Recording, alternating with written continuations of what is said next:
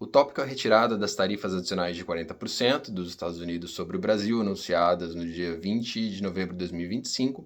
A retirada dessas tarifas se soma a um outro anúncio que foi feito há mais ou menos uma semana atrás, da retirada de 10% das chamadas tarifas recíprocas que o governo dos Estados Unidos havia imposto sobre o mundo inteiro.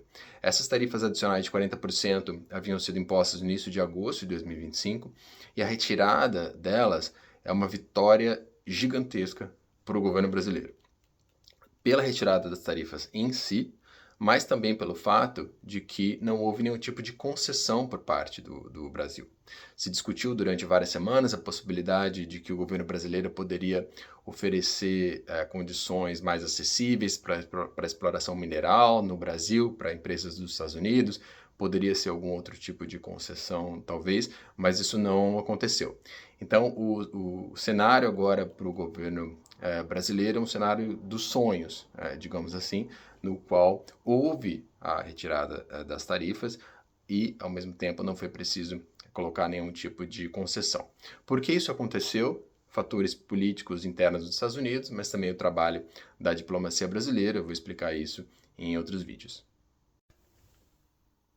Continuando o vídeo sobre a retirada das tarifas adicionais de 40% dos Estados Unidos sobre o Brasil, anunciado no dia 20 de novembro de 2025, isso se aplica a diversos produtos brasileiros, principalmente carne bovina e café, em termos de quantidade e em termos do valor, mas é uma lista longa de mais de 200 produtos, inclui diversos tipos de frutas, manga, coco, açaí, abacaxi. Produtores de manga no Brasil, por exemplo, foram bastante afetados, inclui também fertilizantes e outros. Por que isso aconteceu, essa decisão? Em parte por causa do trabalho do governo brasileiro. Então, quando aconteceu o encontro entre o Lula e o Trump na Malásia, se abriram canais estruturados de comunicação. O indicativo de que o trabalho da diplomacia brasileira foi importante é o fato de que a isenção das tarifas passa a valer a partir do dia 13 de novembro de 2025, então ela é retroativa. Isso coincide com a data da última reunião entre Mauro Vieira, ministro das Relações Exteriores do Brasil, e o Marco Rubio, secretário de Estado dos Estados Unidos. Mas também pesou muito fatores políticos internos nos Estados Unidos. Eu vou explicar isso em outro vídeo. Essa é a terceira parte sobre a retirada das tarifas adicionais de 40% dos Estados Unidos sobre o Brasil, anunciadas dia 20 de novembro de 2025.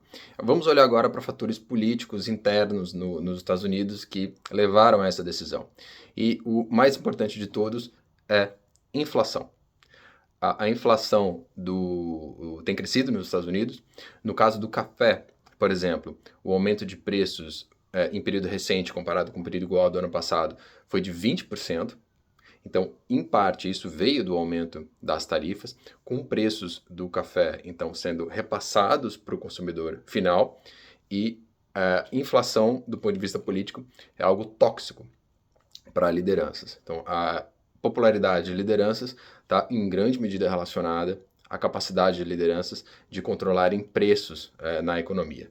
No caso do café, mais ou menos 1/3 das importações vem do Brasil e os Estados Unidos não produzem praticamente nada de café. Então, os preços impostos indiretamente pelas tarifas estavam sendo repassados para o consumidor final. E uma história parecida aconteceu com a carne bovina. Eu vou explicar isso em outro vídeo. Continuando o vídeo sobre a retirada das tarifas de 40% dos Estados Unidos sobre o Brasil, além do café, houve um processo parecido no caso da carne bovina.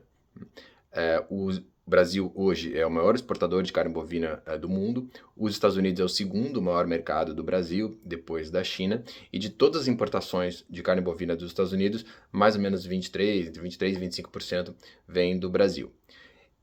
A diferença do café, os Estados Unidos produzem bastante carne bovina, mas houve uma queda na produção em período recente, enquanto a demanda se manteve estável, e isso, é claro, com as tarifas, ocasionou um aumento de preços para o consumidor final. O indicativo de que isso pesou bastante é o fato de que os Estados Unidos também estão entrando num acordo agora com a Argentina. A Argentina não exporta tanta carne bovina para os Estados Unidos como o Brasil, mas obviamente tem bastante interesse em exportar mais. E do ponto de vista dos Estados Unidos, um acordo com a Argentina, além da redução das tarifas sobre o Brasil, é uma forma de administrar preços na economia e reduzir pressões inflacionárias que vinham sendo impostas pelas tarifas. O que acontece agora, então? Quais são os próximos eventos que provavelmente vão acontecer depois desse anúncio das retiradas das tarifas de 40% dos Estados Unidos sobre o Brasil?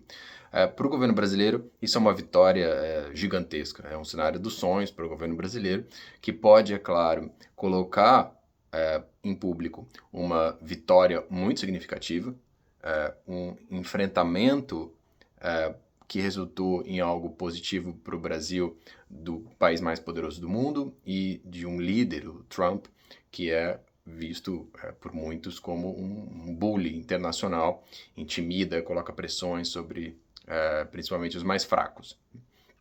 Então, há um ano, mais ou menos, das eleições.